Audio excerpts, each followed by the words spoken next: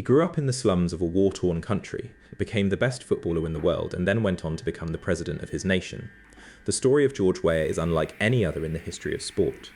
Weah was born in Liberia, a small country in West Africa.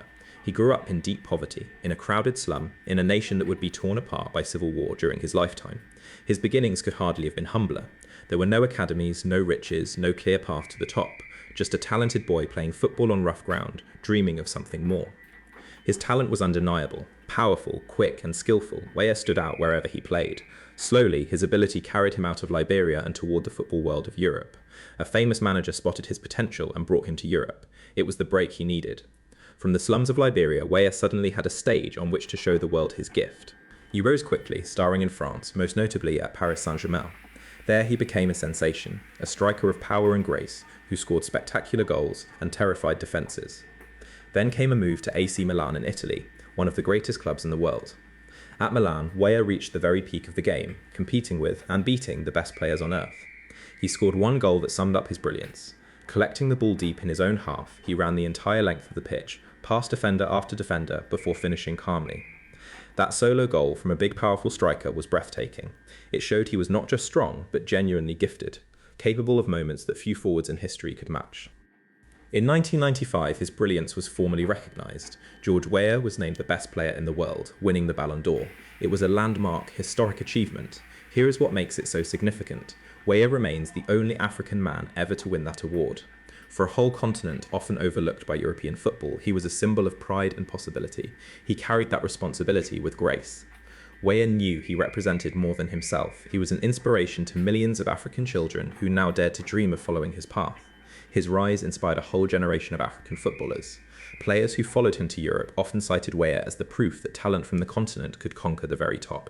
Throughout his career, he never forgot home. As his country suffered through civil war, Weah used his own money and fame to help, even funding his national team when the state could not. That devotion set him apart. He was not a distant star who left his troubles behind.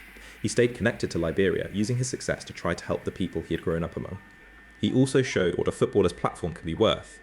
Long before it was common, Weah used his fame not for himself, but to try to lift an entire struggling nation. When his playing career ended, most legends fade into comfortable retirement.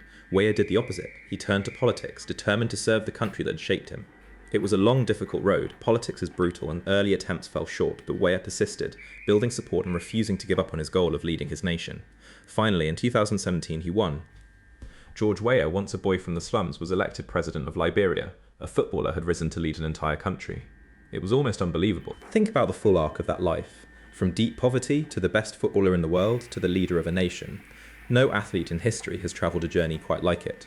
His time in office, like any leaders, brought praise and criticism. Governing a poor, recovering country is enormously hard.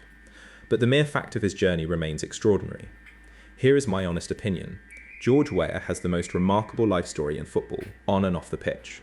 Few people in any field have risen so far or carried their success with such purpose. The lesson reaches far beyond football. Where you start does not have to decide where you finish. With talent, persistence, and purpose, a boy from the slums can rise to lead a nation. So that is George Weah, from the slums to president. The only African man to win the Ballon d'Or, who rose from poverty to football's summit and then to the leadership of his country. A truly unique story. If you love football stories told straight, subscribe to Sports Vogue so the next one finds you, and share this with the mates who would argue about it all night. And tell us in the comments which story we should break down next. We will see you at the next one.